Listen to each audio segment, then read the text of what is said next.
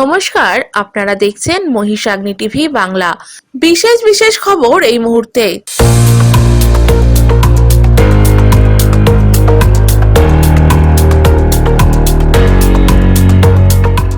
তৃণমূল কাউন্সিলরের বাড়ি লক্ষ্য করে বোমাবাজি, ঘটনাস্থলে বসিরহাট থানার পুলিশ। বসিরহাটে শিয়ালের আক্রমণে আতঙ্কে এলাকাবাসী, শিশু মহিলা সহ অন্তত 10 জন আহত। বাংলাদেশের নির্বাচনের অশান্তির আজ থেকে সুরক্ষিত রাখতে সীমান্ত রোডে পুলিশের নাকা চেকিং। বাদুড়িয়া লালকুটি এলাকায় পুলিশের নাকা চেকিং এর সময় এক বাংলাদেশি গ্রেপ্তার। স্ত্রীকে হত্যা করে থানায় এসে আত্মসমর্পণ করল স্বামী। টাকি পৌরসভার কাউন্সিলর মনোরঞ্জন পাত্রকে ঘিরে গুরুতর অভিযোগ ও পাল্টা অভিযোগে উত্তপ্ত হয়ে উঠেছে হাসনাবাদ। লকডাউনের থেকে আর্ত মানুষের সেবায় পথ চলা শুরু করে আলো আয়ুষ ফাউন্ডেশন। তৃণমূল কাউন্সিলরের বাড়ি লক্ষ্য করে বোমাবাজি, ঘটনাস্থলে বসিরহাট থানার পুলিশ। বসিরহাট পৌরসভার 8 নম্বর ওয়ার্ডের কাউন্সিলর তথা বসিরহাট পৌরসভার প্রাক্তন চেয়ারম্যান অসিত মজুমদারের বাড়ি লক্ষ্য করে বোমাবাজির ঘটনায় তীব্র চাঞ্চল্য ছড়ালো এলাকায়। এদিন রাতে হঠাৎ করে দুষ্কৃতীরা তার বাড়ি লক্ষ্য করে বোমা ছোড়ে। বোমা ফাটার বিকট শব্দে কেঁপে ওঠে গোটা এলাকা। এই ঘটনার পরেই তীব্র চাঞ্চল্য ছড়িয়ে পড়ে এলাকায়। ঘটনার খবর পেয়ে ঘটনাস্থলে আসে বসিরহাট থানার পুলিশ। কে বা কারা কিসের জন্য এই কাউন্সিলরের বাড়ি লক্ষ্য করে বোমা মারল তা নিয়ে তদন্ত শুরু করেছে বসিরহাট থানার পুলিশ। নিজেই জানি না কেন হলো দেখা। আমি তো বাড়িতে লোকের সাথে কথা বলছিলাম, বলে চলে গেল দরজা বন্ধ করে। আমি ঘরে ঢুকছি, সে বোমের আওয়াজ শুনলাম। বাথরুমে গেলাম, বাথরুমে দেখি গন্ধ আসছে বিরাট। তখন আমি বললাম যে কৃষ্ণা তাহলে বোম মেরেছে কেউ। আমার জামাইও বললো বাবা বোমের গন্ধ। এই তো। পুলিশ এসেছিল? হ্যাঁ, পুলিশ এসেছিল। কি বললো পুলিশ? বললো দেখছি। আমি বললাম যে আমাদের যদি নিরাপত্তা না থাকে তো সাধারণ মানুষের নিরাপত্তা কোথায় থাকবে তাহলে বসিরহাটে? আপনি একজন বর্ষিয়ান নেতা, এত কোনোদিন এরকম ঘটনা কোনোদিন মানে আমার 55 বছর রাজনীতি জীবনে কোনো হয়নি। বামপন্থ রাজত্ব হোক আর যে রাজত্ব, কোনো রাজত্বই আমার সামনে কেউ কোনোদিন আসেনি। এই জিনিস আপনার কি মনে হচ্ছে আপনার বাড়িতে এরকম বোম মারলো কেন? পিছন থেকে আমাকে ভয় দেখো না। আমি ইদানিং একটু মানে আমাদের কাউন্সিলর যারা আছে বসিরহাটের, তারা সবাই আমাকে বললো যে অসিত আমরা একসাথে এবার ভোটটা করবো। তা আগে থেকে আমরা সবাই প্রত্যেক ওয়ার্ডের মিটিং করছিলাম। আমি একটু বেশি করে যাচ্ছিলাম টাকি অঞ্চল জায়গায়, এমএলএর সাথে যাচ্ছিলাম। যার ফলে সবাই আমার এগুলোটা নিয়ে আমার মনে হয় কারোর হয়তো হাতে ঘা লেগেছে কারোর। কাদের মনে হচ্ছে কারা করতে পারে? আপনার দলের লোক না বিরোধীরা? আমি সেটা কি করে বলবো, এটা তাই বলতে পারবো না। তবে আমার মনে হয় যে এটা খুব বেশি দূরের লোকেরা করেছে বলে আমার মনে হয়। পুলিশ অভিযোগ করেছেন? পুলিশ অভিযোগ মুখে করেছি, কালকে লিখিত সকালে করবো। আপনি এখন কি চাইছেন? আমি শাস্তি চাইছি বা এটা খুঁজে বের করা যারা করছে। এটা আমার ক্ষেত্রে যদি এই জিনিস হয়, আমি এত বছর রাজনীতি করে বসিরহাটে আমার সাথে কারোর কোনো ঝগড়া নেই, কোনো দলের সাথেও আমার কোনো বিরোধ নেই। আমি সবাইকে নিয়ে চলার লোক আমি। তো সেই জায়গায় একটা জায়গায় হলো, আমার নিজেরই খারাপ লাগছে যে বসিরহাটে এই পরিস্থিতি দাঁড়ালো শেষে। আর আপনার তো এরকম ধরনের কোনো ঘটনাই ঘটেনি? না, আমার জীবনে কখনো ঘটেনি। সিদ্ধার বাড়ি এখন বেল মারার কারণটা কি মনে হয়? 9:30 নাগাদ আমাদের কাছে ফোন আছে। আমরা কাছাকাছি ছিলাম, কয়েকজন মিলে আড্ডা মারছিলাম চা খেতে খেতে। হঠাৎ করে খবর আসে যে একটা সকেট বোম পড়েছে। প্রশাসনকে আমরা খবর দিই, প্রশাসন সেটা এসে কনফার্ম করেছে। আমরা নিজেরাও ছুটে আসি, স্থানীয় যত নেতৃত্ব কাউন্সিলর আছেন সকলেই প্রায় উপস্থিত। যা লক্ষ্য করা যায়, এলাকারই কাছাকাছি কোথাও বসে কোনো একজন দুষ্কৃতী বা কেউ একজন বোম বেঁধে এখানেই বোমটা চার্জ করে, বোমটি ফেটেও যায়। এলাকাবাসীও সাথে সাথে উপস্থিত হন। অত্যন্ত ন্যাক্কারজনক ঘটনা। বসিরহাট এ ধরনের ঘটনা কখনোই সম্মুখীন হয়নি। একজন নেতৃস্থানীয় নেতৃত্বের বাড়ির মধ্যে এইভাবে বোমাটাকে আমরা ধিক্কার জানাচ্ছি। পুলিশকে বলা হয়েছে 24 ঘন্টার মধ্যে যে বা যারা দোষী তাদেরকে গ্রেপ্তার করতে হবে। কি উদ্দেশ্য মনে করছেন? অসিত দা একজন বর্ষিয়ান নেতা, মানে এত বয়স হয়েছে। তৃণমূলের নেতা তো। ডেফিনেটলি উনি বসিরহাটের অন্যতম সব থেকে প্রবীণতম এবং শ্রদ্ধাশীল ব্যক্তি এবং অত্যন্ত গুরুত্বপূর্ণ নেতৃত্ব। বসিরহাট দক্ষিণ সুদান বসিরহাট সাব ডিভিশনের গুরুত্বপূর্ণ নেতৃত্ব। তার বাড়িতে এরকম ঘটনা খুব ধিক্কারজনক। যারাই করে দেখুন, বিরোধীরা তাদের এই ষড়যন্ত্র চক্রান্ত সেটা পুলিশ প্রশাসন নিঃসন্দেহে সিসিটিভি চেক করছে, আইডেন্টিফাই করবে, গ্রেফতার করবে এবং কারণ কি নিশ্চয়ই অনুসন্ধান করে দেখবে। এর মধ্যে কি রাজনৈতিক কোনো পাচ্ছেন নাকি অন্য কোনো কারণ? দেখুন এই সময় ভোটের আগে বাংলাকে অশান্ত করার জন্য বহু রকম পরিকল্পনা বাংলার ওপর চলছে, তো স্বাভাবিক তার মধ্যে আমরা রাজনৈতিক গন্ধ পাওয়াটা অত্যন্ত নর্মাল। কারা করতে পারে? বিরোধীরা নাকি? বিরোধীদের ষড়যন্ত্র আমরা দেখব। বাংলাকে অশান্ত করে তোলার জন্য বিরোধীদেরই একমাত্র লাভ। কেন অসিতদার বাড়িতে? সেটা তো যিনি করেছেন তিনিই বলতে পারবেন। দেখুন, বসিরহাটে একজন তৃণমূল নেতা এবং জনপ্রতিনিধির বাড়িতে যদি এরকম বোমাবাজি হয়, তাহলে তৃণমূল কংগ্রেসের আমলে বসিরহাটে সাধারণ বসিরহাটবাসীর নিরাপত্তা কোথায়? তৃণমূল কংগ্রেসের দীর্ঘদিনের শাসনে বসিরহাট কোথায় গিয়ে দাঁড়িয়েছে? আপনারা জানেন যে বসিরহাটের কেবলমাত্র আইন শৃঙ্খলা ভেঙে পড়েছে তা নয়, তৃণমূল কংগ্রেসের গোষ্ঠীদ্বন্দ্বের কারণে বসিরহাটবাসীর জীবন জীবিকা একেবারে নিরাপত্তাহীন হয়ে গিয়েছে। তৃণমূল কংগ্রেসের গোষ্ঠীদ্বন্দ্ব কোথায় গিয়েছে যে একজন জনপ্রতিনিধির বাড়িতে এরকম বোমাবাজি করতে হচ্ছে? তবে এই অপশাসনের অবসান খুব দ্রুতই হবে। বসিরহাট দক্ষিণের মানুষ তৃণমূল কংগ্রেসের উপরে একেবারেই ক্ষিপ্ত হয়ে রয়েছে। তারা শুধুমাত্র বিধানসভা নির্বাচনের জন্য অপেক্ষা করছে, তারপরে বসিরহাট দক্ষিণ বিধানসভা থেকে তৃণমূল একেবারেই মুছে যাবে।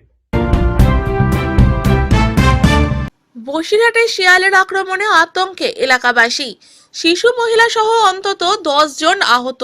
উত্তর 24 পরগনার বসিরহাট মহকুমার নিমদারিয়া কোদালিয়া গ্রাম পঞ্চায়েতের বাইলপুর ঘোষপাড়া এলাকায় দিনে রাতে খ্যাপা শিয়ালের তাণ্ডবে আক্রান্ত শিশু মহিলা সহ অন্তত 10 থেকে 12 জন আহত হয়েছেন। হঠাৎ এই ঘটনায় এলাকায় চরম আতঙ্কের পরিবেশ সৃষ্টি হয়েছে। আহতদের মধ্যে কয়েকজনের অবস্থা গুরুতর বলে স্থানীয় সূত্রে জানা গেছে। স্থানীয় বাসিন্দাদের অভিযোগ, গত কয়েকদিন ধরেই এলাকায় শিয়ালের আনাগোনা দেখা যাচ্ছিল। আচমকাই একটি শিয়াল লোকালয়ে ঢুকে পড়ে এবং সামনেই যাকেই পাচ্ছিল তাকেই কামড়ে দিচ্ছিল। এতে শিশু ও মহিলা সহ একাধিক মানুষ আহত হন।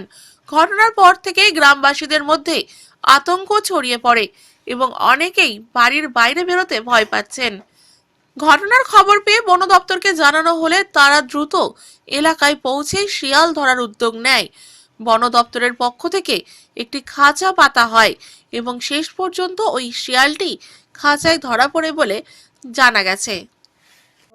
আমি পুকুরি কাপড় কাচতে গেছিলাম, কাপড় কেচে ধুয়ে উঠে আমি আমাদের বৌমাদের সঙ্গে একটু গল্প করছিলাম। এবার গল্প করতে গিয়ে ও পুকুর খোলে ঘুরঘুর করছিল, আমি দেখছিলাম। এবারে তাও আমি সাহস করে কেচে ধুয়ে ওপর উঠে আমি বৌমার সঙ্গে কথা বলছিলাম। এবার পিছন দিক থেকে এসে আমাকে কাপড়ের বালতি ডিঙে আমার কামড়ে ধরেছে, আর আমি আবার ওই শিয়ালের মাথা চেপে ধরে দিয়েছি, তাও আমি ছাড়াতে পারিনি।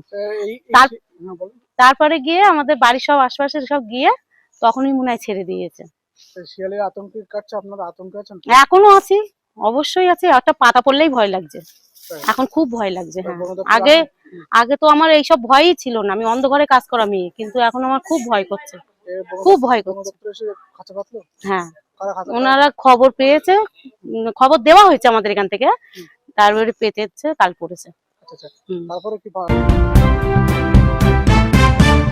বাংলাদেশের নির্বাচনের অশান্তির আজ থেকে সুরক্ষিত রাখতে সীমান্ত রোডে পুলিশের নাকা চেকিং। আর একদিন পরেই বাংলাদেশের নির্বাচন। শেখ হাসিনা পরবর্তী অন্তর্বর্তী সরকারের আমলে এটি প্রথম নির্বাচন হতে চলেছে। হাসিনা বিদায়ের পর থেকেই গোটা বাংলাদেশ জুড়ে অশান্তি ও অস্থিরতার ছবি সামনে আসছে। তারই প্রেক্ষিতে এই দেশ তথা পশ্চিমবঙ্গের সতর্কতা জোরদার করা হয়েছে। এসআইআর জারি থাকার পাশাপাশি সীমান্তবর্তী এলাকাগুলিতে নজরদারি আরও কড়া করা হয়েছে, যাতে অবৈধভাবে ভারতে বসবাসকারী বাংলাদেশি নাগরিক বা কোনো দুষ্কৃতী পরিস্থিতির সুযোগ নিয়ে অঘটন ঘটাতে না পারে। এই পরিস্থিতিতে বসিরহাট পুলিশ জেলার উদ্যোগে সীমান্তে নাকা চেকিং শুরু হয়েছে। বসিরহাটের বাদুড়িয়া থানার কাটিয়াহাট আউটপোস্টের তত্ত্বাবধানে ঘোজাডাঙ্গা কাটিয়াহাট সীমান্ত রোডের লবঙ্গ মোড়ে চলল কড়া তল্লাশি। বাদুড়িয়া থানার ভারপ্রাপ্ত আধিকারিক উৎপল প্রামাণিকের নির্দেশে কাটিয়াহাট আউটপোস্টের ভারপ্রাপ্ত আধিকারিক প্রতাপ সরকারের নেতৃত্বে এএসআই ভকিল রায়ের সহযোগিতায় এই নাকা চেকিং চালানো হয়। এই দিন প্রতিটি গাড়ি থামিয়ে চালক ও যাত্রীদের বৈধ নথিপত্র খতিয়ে দেখা হয়। শুধু কাগজপত্র দেখেই ছাড়া হয়নি, গাড়ির ডিকি খুলে ভিতরের দিকেও তল্লাশি করা হয়েছে। কোনো সন্দেহজনক জিনিস বা অবৈধ অনুপ্রবেশের ইঙ্গিত আছে কিনা তা যাচাই করতে। পুলিশের দাবি, বাংলাদেশের নির্বাচনকে ঘিরে সীমান্ত পরিস্থিতি যাতে কোনোভাবেই অশান্ত না হয়, সেই কারণেই এই কড়া নজরদারি। আগামী কয়েকদিন ধরে এই ধরনের তল্লাশি ও নজরদারি আরও বাড়ানো হবে বলে পুলিশ সূত্রে জানা গিয়েছে। উল্লেখ্য, ভারতের বিভিন্ন রাজ্যে এএসআইআর চালু হতে দেখা গিয়েছে। স্বরূপনগর সীমান্তের হাকিমপুর চেকপোস্ট দিয়ে বহু অবৈধ অনুপ্রবেশকারী বাংলাদেশে প্রবেশ করেছে। তাই পরবর্তীতে বাংলাদেশের অস্থিরতার পরিস্থিতির পরে আবারও যদি অবৈধ অনুপ্রবেশ ঘটে, তার জন্য আগাম সতর্ক পুলিশের সীমান্তবর্তী এলাকায় বিএসএফ এর কড়া পাহারা থাকলেও নেই কাঁটাতারের বেড়া। তাই অনায়াসে এপার থেকে ওপার থেকে এপার যাওয়া আসা করতে কোনো বাধা থাকে না। তাই যাতে সেইগুলি আটকানো যায়, তার জন্যই তৎপর প্রশাসন। বাড়ি বাংলাদেশে সাতক্ষীরা জেলায়। ওখানে তো কি আছে ওখানে প্রস্তুতি? নির্বাচন তো, এই নির্বাচনের জন্য তো আমরা দিতে হবে না, তাই তো আমরা তো চলে যাচ্ছি যে আজকে গাড়ি বন্ধ হয়ে যাবে, পরে যেতে পারবো না। নির্বাচন নিয়ে কোনো অশান্তি হতে পারে কি মনে হয়? আমাদের তো ওখানে সাতক্ষীরার ভিতরে তো তো গ্রাম অঞ্চলের ভিতরে তো আমার ছেলে বললো যে তোমার তেমন কিছু না, আমাদের দিকে ঢাকার দিকে অনেক কিছু হচ্ছে মনে হয়। আমরা ঘরের ভিতরে থাকি, আমাদের এলাকায় কোনো সমস্যা নেই। কতদিন আগে এসেছিলেন এখানে? আমরা বুধবারে আছি, আর একটা বুধবার গেছে, আর আজকে মঙ্গলবার, কালও 15 দিন আমাদের নির্বাচন ঘিরে কোনো রকম ভয় নির্বাচন নিয়ে। তা কি আমাদের তেমন ভয় নেই, আমাদের তো কিছু হয়নি। এই যে 5 তারিখে তেমন কিছু আমাদের হয়নি, আমরা ভালোই ছিলাম। আর বাংলাদেশের অন্যান্য অন্য জায়গায় আমরা শুনেছি কিন্তু দেখিনি কিছু। কি শুনেছেন? এই যে লোকেরা সব নির্যাতন দিচ্ছে, হিন্দুদের এই করতেছে অন্য অন্য সাইডে, বুঝলেন। তাই ছাড়া আমাদের গ্রামটা কোনো কিছুই হয়নি, ভালোই ছিলাম আমরা। বাংলাদেশ সাতক্ষীরা জেলা। আচ্ছা, সামনে তো নির্বাচন।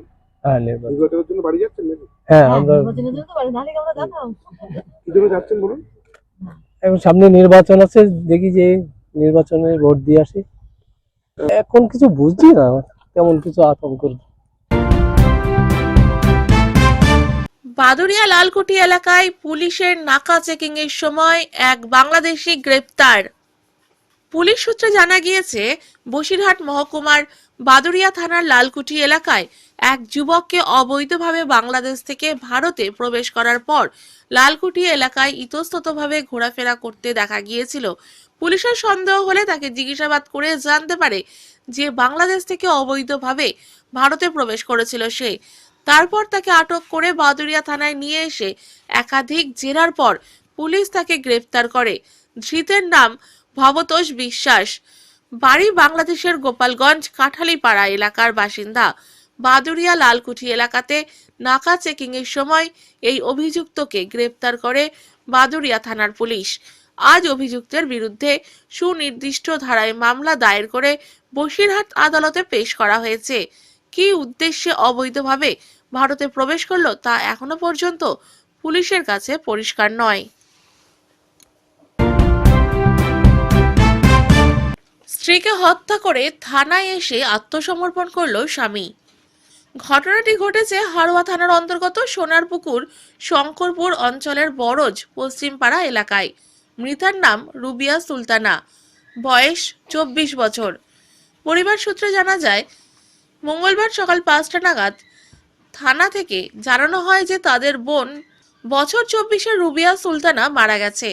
তড়িঘড়ি পরিবারের লোকজন থানায় চলে আসেন। পরিবার সূত্রে জানা যায়, বিয়ের পর থেকেই শারীরিকভাবে নির্যাতন করত গৃহবধূর উপরে। অভিযোগের তীর স্বামী রায়হান মোল্লা ও ননদ এবং শাশুড়ির উপরে। পরিবার সূত্রে জানা যায়, অভিযুক্ত স্বামীর বিবাহ বহির্ভূত সম্পর্কের টানাপোড়েনের জেরেই গলা টিপে শ্বাসরোধ করে হত্যা করা হয়েছে। স্থানীয় নেতৃত্বরা বসে মিটিয়ে দেওয়ার পরেও ঘটেছে এই ঘটনা। পরিবার সূত্রে দাবি, এই অভিযুক্তের দৃষ্টান্তমূলক শাস্তি চাই। অভিযুক্ত স্বামী থানায় এসে আত্মসমর্পণ করে। হাড়োয়া থানার পুলিশ ঘটনার তদন্ত শুরু করেছে। আর বাড়ি এসেছে যখন ধরে ফেলেছে, বলতেছে বলে এরকম ছোটখাটো বাচ্চা কাচ্চা চলবে না, এত আমার গা মতন দুর্মুষলি আসতে হবে, আমার বোন আমার মতন লম্বা, আমার মতন পরিষ্কার, আমার চোখে পরিষ্কার, ওকে দুর্মুষ লাগবে, দুর্মুষ এত জোড়া চুরি দিছি, কানে দু জোড়া কানে দিছি, হাত দিছি, আমি নিজে তৈরি করে দিছি, আমার বাপের ওরকম অবস্থা। কিভাবে মেরেছে, গলা টিপে মারধর করে মেরে ফেলে দিয়েছে। থানা থেকে আমাদের ফোন করেছে সকালবেলায়, সকাল 5টার সময়। আমরা তো জানি না, আমরা আমার ছোট বোনের আজকে মাধ্যমিক পরীক্ষা আছে, সে তো মাধ্যমিক পরীক্ষা দিতে গিয়েছে ওরম কানতে কানতে। আমার নিজের ছোট বোন, আমার মেজ বোন, আমার নিজের বোন, আমি সেজো, এই আমার বড় বোন। এই যে এবারে কি যে ফোন করেছে থানায় থেকে, পুলিশরা ফোন করে বলছে তোমরা তোমার বাবার নিয়ে, রুবিয়া সুলতানা আমাদের বোন হয়, রায়হান মোল্লা স্বামী। থানায় ও হ্যাঁ স্যালেন্ডার করেছে, ও নিচ্ছে। আমাদের দেখাই নয়, আমরা দুটো মেয়ে আছে, তার মেয়ে দুটোরও আমাদের দেখায়নি, আমরা কিচ্ছু জানি না। আমরা ন্যায্য শাস্তি চাই, আমরা ওই শাস্তি চাই। আর আমার ওই দুটো বোনের বাচ্চার ওই শাশুড়ির নামে যা জমি জায়গা আছে ওদের নামে লিখে দিই, ওদের ভবিষ্যতের কথা করে দিত। ঝামেলা হচ্ছে, দোলা একটা বাড়ির ধারে একটা মেয়ের সঙ্গে লাইন করেছে, সেই লাইনটা হচ্ছে ওর মূল। ওর মা বোন ওই মেয়েটা বিয়ে দেবে, একে ছেড়ে দিতে পারছে না। পার্টির লোক তারা মেয়েটার হয়ে সাপোর্ট করছে যে একটা পরের মেয়ে সে বিয়ে দিয়ে সংসার করাবার জন্য, পার্টির লোক সংসার করাবার জন্য সাপোর্ট দিচ্ছে। ওর মা বোন সাপোর্ট দিচ্ছে না, মারধর কর। রাহান মোল্লা, হ্যাঁ হ্যাঁ, নিজে হাতে মেরেছে। কাল করে বিচার হয়েছে, পার্টির লোক থেকে বিচার করে পার্টির লোক দায়িত্ব নিয়েছে, তার মধ্যে রাত্রি মেরে ফেলে দে, থানায় এসে স্যালেন্ডার হয়েছে। টাকি পৌরসভার কাউন্সিলর মনোরঞ্জন পাত্রকে ঘিরে গুরুতর অভিযোগ ও পাল্টা অভিযোগে উত্তপ্ত হয়ে উঠেছে হাসনাবাদ এলাকার এক প্রাক্তন বিএসএফ কর্মীর স্ত্রী। অভিযোগ করেছেন, তারা দীর্ঘদিন ধরেই কাউন্সিলরের বিরুদ্ধে এলাকার বিভিন্ন অপরাধমূলক কাজকর্মের প্রতিবাদ করে আসছিলেন। সেই সূত্রেই গত 2024 সালের সেপ্টেম্বর মাসে প্রকাশ্যে প্রতিবাদ জানানো হয় বলে তাদের দাবি। এরপর থেকেই কাউন্সিলরের অনুগামীরা তাদের উপর চাপ সৃষ্টি করতে শুরু করে এবং একাধিকবার হুমকি দেওয়া হয় বলে অভিযোগ। ওই প্রাক্তন বিএসএফ কর্মীর বক্তব্য, প্রতিবাদের পর তাকেও ও তার স্ত্রীকে ধরে মারধর করা হয় এবং বিষয়টি জানাতে হাসনাবাদ থানায় গেলে তখন পুলিশ লিখিত অভিযোগ নেয়নি। তাদের দাবি, এরপরও মাঝে মধ্যে তাদের হুমকি দেওয়া হচ্ছিল। চলতি বছরের জানুয়ারি মাসের 24 তারিখ ওই প্রাক্তন বিএসএফ কর্মীর স্ত্রী রাস্তা দিয়ে যাওয়ার সময় তাকে শ্লীলতাহানি করা হয় বলে অভিযোগ ওঠে। এই ঘটনার পর আবার থানায় লিখিত অভিযোগ জানাতে গেলে পুলিশ তা নেয়নি বলেও অভিযোগ। পরে তিনি ডাকযোগে লিখিত অভিযোগ পাঠান বলে জানান। এই অভিযোগ সামনে আসার পর স্থানীয় মহিলারা হাতে ঝাঁটা, লাঠি, জুতো নিয়ে ওই প্রাক্তন বিএসএফ কর্মীর বাড়ির সামনে গিয়ে বিক্ষোভ দেখান। তাদের দাবি, অভিযোগগুলি উদ্দেশ্যপ্রণোদিত ও ভিত্তিহীন এবং কাউন্সিলরকে রাজনৈতিকভাবে হেয় করার চেষ্টা করা হচ্ছে। বিক্ষোভ চলাকালীন পরিস্থিতি উত্তপ্ত হয়ে উঠলে হাসনাবাদ থানার পুলিশ ঘটনাস্থলে গিয়ে বিক্ষোভকারীদের সরিয়ে দেয়। অন্যদিকে কাউন্সিলর মনোরঞ্জন পাত্রের ঘনিষ্ঠ মহলের বক্তব্য, তার বিরুদ্ধে আনা অভিযোগ সম্পূর্ণ মিথ্যা এবং ব্যক্তিগত ও রাজনৈতিক কারণে তাকে ফাঁসানোর চেষ্টা চলছে। তারা উল্টে ওই প্রাক্তন বিএসএফ কর্মীর বিরুদ্ধেও এলাকায় অশান্তি ছড়ানোর অভিযোগ তুলেছেন। তবে এ বিষয়ে কোনো এখনো পর্যন্ত পুলিশের পক্ষ থেকে বিস্তারিত কোনো মন্তব্য করা হয়নি। পুরো ঘটনাটি ঘিরে একদিকে যেমন শ্লীলতাহানির গুরুতর অভিযোগ উঠেছে, অন্যদিকে তেমনি পাল্টা অভিযোগ ও বিক্ষোভে এলাকায় উত্তেজনা তৈরি হয়েছে। না, আমার বিরুদ্ধে বিভিন্ন রকম অনৈতিকভাবে রিপোর্ট দিচ্ছেন উত্তেজন ঠান্ডা করার জন্য, কিন্তু এটা বুঝতে পারছে না অপরাধ যারা করছে তাদের কোনোভাবেই তাদের বিরুদ্ধে অভিযোগ করলে অভিযোগটা নিচ্ছে না। আমি কিন্তু সমস্ত অভিযোগ লিখিতভাবে আমি জানিয়েছি। আমি চাইছি এই অপরাধীদের দৃষ্টান্তমূলক শাস্তি তো হবেই। আর আমি অনুরোধ করব যে সবথেকে আমার ধন্যবাদ জানাচ্ছি এই বর্তমান আইসি বাপ্পা মিত্রকে, যে উনি আমাকে সুবিচার দেওয়ার জন্য এই যে আমার ওয়াইফের দেওয়া অভিযোগপত্র এটা গ্রহণ করেছেন এবং আমি সুবিচার পাবো আদালতে। পুরসভার 12 নম্বর ওয়ার্ডের কাউন্সিলর মনোরঞ্জন পাত্র বিভিন্ন দুর্নীতির সঙ্গে জড়িত আছে এবং সেই দুর্নীতির প্রতিবাদ করায় আমার স্বামীকে বাড়িতে এসে প্রচণ্ডভাবে মারধর করে এবং সেটা ঠেকাতে গিয়ে আমাকেও প্রচণ্ডভাবে মারধর করে, মুখ পেঁচিয়ে ধরে আমাকে ভীষণভাবে হেনস্থা করে। কিন্তু এর আগে যে ঘটনাটা 24 সালে হয়েছিল সেই ঘটনায় আমি আইসির কাছে গিয়েছিলাম থানায় অভিযোগ জানাতে, কিন্তু সেই অভিযোগ আমার নেয়নি। আমি আবার কোর্টের দ্বারস্থ হই এবং কোর্টের থেকে আমি আশ্বাস পেয়েছিলাম। এরকম চলতে চলতেই আমি আবার অ্যাটাকড হলাম। আমাকে ভীষণভাবে হেনস্থা করেছে ওই 12 নম্বর ওয়ার্ডের কাউন্সিলর মনোরঞ্জন পাত্র। কেন আমি কোর্টের কাছে কেন গেছি, আমি থানার কাছে কেন চিঠি পাঠাচ্ছি বারবার? আমি তো সঠিক বিচারের জন্য আমার স্বামীকে এইভাবে বাড়িতে এসে মারধর করায় আমি তো ভীষণ ক্ষিপ্ত হয়ে আছি যে আমার স্বামীকে কেন বিনা কারণে এসে বাড়িতে এসে মারধর করে যাবে। নতুন করে কি থানায় অভিযোগ নিয়েছে? হ্যাঁ, নতুন করে আমার অভিযোগটা এই আইসি যে সাহেব এসেছেন ইনি আমার অভিযোগটা নিয়েছেন এবং ওনাকে আমার খুব ধন্যবাদ। কেন আমি এর আগেও আমি যেন সঠিক বিচারটা পাই। পুলিশ কেন গ্রেফতার করছে না সেটা পুলিশ বলতে পারবে, আমি তো বলতে পারবো না। দেখুন পশ্চিমবঙ্গে আইন শৃঙ্খলার অবনতি কোন পর্যায়ে পৌঁছিয়েছে যে একজন পাতি কাউন্সিলর এরকম দুঃসাহস দেখাচ্ছেন। তৃণমূল কংগ্রেসের নেতাদের যদি এরকম দুঃসাহস হয় এবং তারা একজন দেশের সেনাকর্মীকে এবং তার পরিবারকে আঘাত করতে যদি বিন্দুমাত্র পিছুপা না হয়, তাহলে পুলিশ প্রশাসনটা আছে কি করতে? পুলিশের কাজ কি কেবল বিজেপি কর্মীদের ওপর মিথ্যা মামলা দেওয়া আর বিজেপির শান্তিপূর্ণ আন্দোলনে হামলা করা? পুলিশের সাহস হবে ওই ব্যক্তিকে গ্রেপ্তার করে দৃষ্টান্তমূলক শাস্তির ব্যবস্থা করা? হবে না। তার কারণ পুলিশ দলদাসে পরিণত হয়েছে। সারা রাজ্য জুড়ে এরকম নৈরাজ্যের পরিবেশ সৃষ্টি হয়েছে তৃণমূল কংগ্রেসের আমলে। আর মাত্র 2 মাস অপেক্ষা করুন, পশ্চিমবঙ্গে ভারতীয় জনতা পার্টি ক্ষমতা দখল করছে এবং তারপরে পুলিশকে নিরপেক্ষভাবে এই ধরনের যারা দুষ্কৃতী রয়েছে তাদের বিরুদ্ধে ব্যবস্থা নেওয়ার সরাসরি নির্দেশ দেওয়া থাকবে। এটা মিথ্যে অভিযোগ, আমরা কিছুই জানি না। হয়ে গেছিল সেই মিটে গেছিল, থানা পুলিশ হয়ে গেছিল বছর খানিক আগে, কিন্তু এটা হুট করে ও থানায় গিয়ে অভিযোগ জানিয়েছে, এটা মিথ্যে। আপনি যে বললেন যে আপনাকে কটূক্তি করেছে দীপক, কতদিন আগে? ওই তো ওই ঝামেলা, ওই যে গন্ডগোলটা হবার আগে ও সব সময় পাড়ার মেয়ে ছেলে, আপনারা যদি বিশ্বাস না হয় পাড়ার মেয়ে ছেলেদের জিজ্ঞাসা করুন যে ওর নামে কোনো আছে কিনা। ও ভীষণ বাজে, একদম বাজে। আপনারা কি অভিযোগ করেছেন থানায়? হ্যাঁ, আমরা থানায় গিয়েছিলাম। আমরা থানায় নিয়ে তো গন্ডগোল হয়ে গেল 1 বছর আগে। ওকেও তুলে নিয়ে গেছিল, ওর স্ত্রীকেও তুলে নিয়ে গেছিল, 1 রাত জেল খেটে আসলো। এইসবগুলো করার উদ্দেশ্য কি দীপকের? ওটা ও বলতে পারবে। এখন যে অবস্থা দাঁড়িয়েছে এটা তো আপনার স্বামীকে গ্রেপ্তারের দাবি করছে তারা। ও তো মিথ্যে অভিযোগে গ্রেফতারের দাবি করছে। আপনারা কি চাইছেন? আমরা যাচ্ছি ওর শাস্তি হোক, আমরা কোনো বিনা অন্যায় আমরা কিছু করিনি।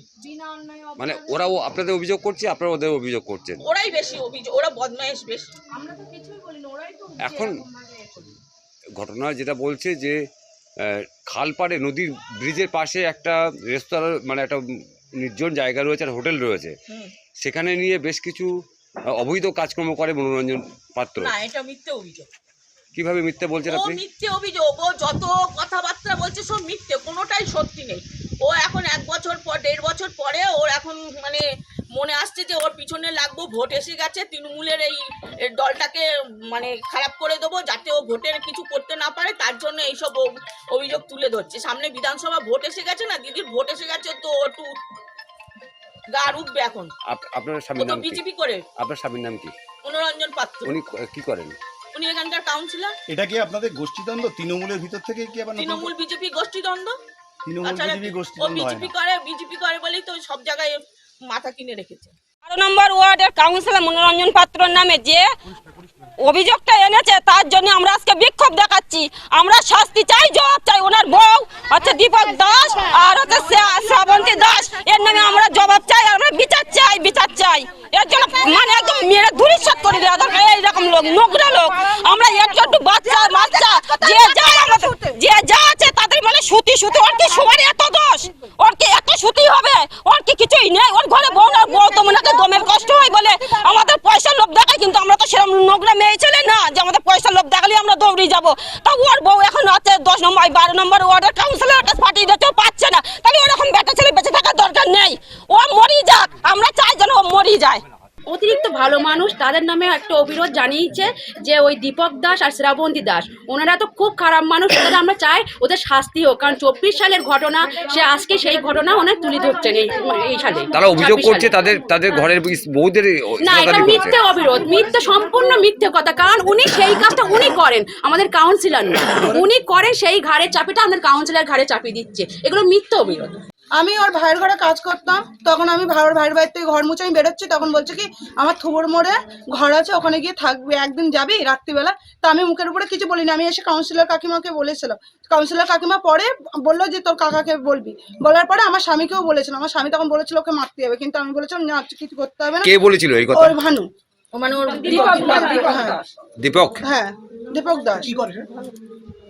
কি করে আমি তা জানি না, কিসে কাজ করে আমি জানি না। ওর ভাইয়ের ঘরে আমি কাজ করতাম। তা আপনাকে এই ধরনের কুপ্রস্তাব দিল, আপনি অভিযোগ করেছিলেন? না, আমি কিছু বলিনি, আমি কাকিমাকে এসে বলেছিলাম। রিটায়ারমেন্ট।